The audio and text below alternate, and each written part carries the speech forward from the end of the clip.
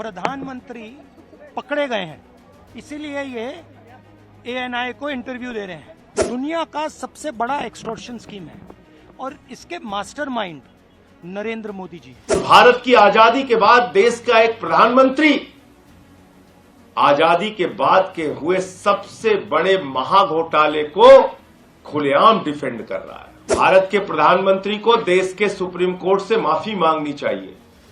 भैया, electoral bond की बात पता क्या है? उसमें ना जरूरी बात है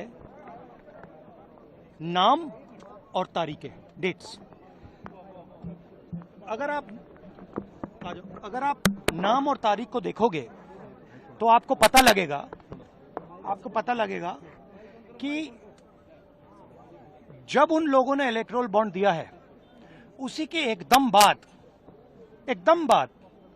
उनको या तो कॉन्ट्रैक्ट मिला है या फिर जो CBI का उन पर इंक्वायरी हो रही थी वो हटाई गई है। तो ये प्रधानमंत्री पकड़े गए हैं, इसीलिए ये ANI को इंटरव्यू दे रहे हैं। मैं बता रहा हूं, सुनो, ये पकड़े गए हैं। ये दुनिया का सबसे बड़ा एक्सटॉर्शन स्कीम है और इसके मास्टरमाइंड नरेंद्र मोदी जी हैं।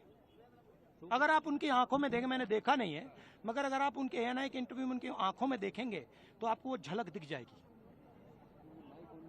वो ये कह रहे हैं कि जो लोग आज इसका विरोध कर रहे हैं ना, वो कहेंगे बाद में पछताएंगे इस स्कीम के लिए। नहीं, विरोध की बात नहीं है। देखिए, आप प्रधानमंत्री से कहिए कि वो ये समझा दें कि एक दिन CBI की इंक्वायरी शुरू होती है, उसी के एकदम बाद उनको पैसा मिलता है और उसी के एकदम बाद CBI इंक्वायरी बंद हो जाती है।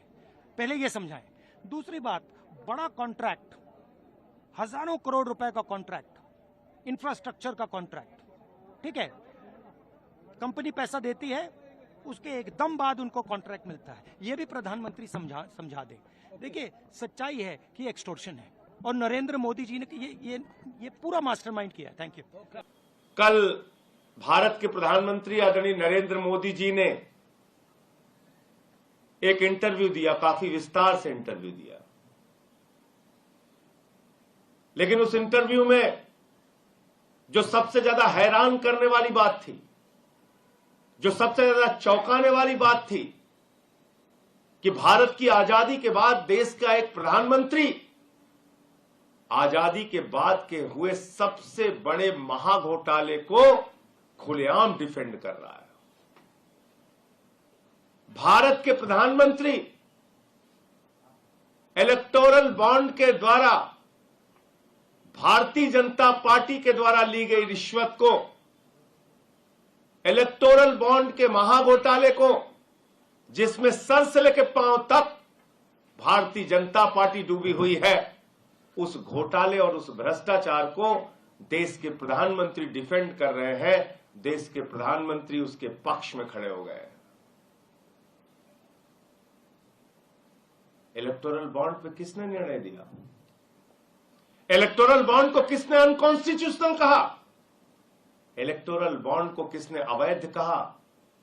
किसी पॉलिटिकल पार्टी में ने नहीं कहा प्रधानमंत्री जी। भारत के सर्वोच्च न्यायालय के 5 जजों की खंडपीठ ने कहा, सर्वोच्च न्यायालय के 5 जजों की खंडपीठ ने कहा कि इलेक्टोरल बॉन्ड असंवैधानिक है और अवैध है। आपने सुप्रीम कोर्ट का भी अपमान किया। भारत के प्रधानमंत्री को देश के सुप्रीम कोर्ट से माफी मांगनी चाहिए। भारत के प्रधानमंत्री को सुप्रीम कोर्ट के फैसले की आलोचना करने के लिए और इलेक्टोरल बॉन्ड के भारतीय जनता पार्टी के भ्रष्टाचार को डिफेंड करने के लिए इस देश की जनता से माफी मांगनी चाहिए। खुलेआम आपकी पार्टी ने रिश्वत लिया। 3 बार आपने प्रयास किया कि ये घोटाला खुलने ना पाए।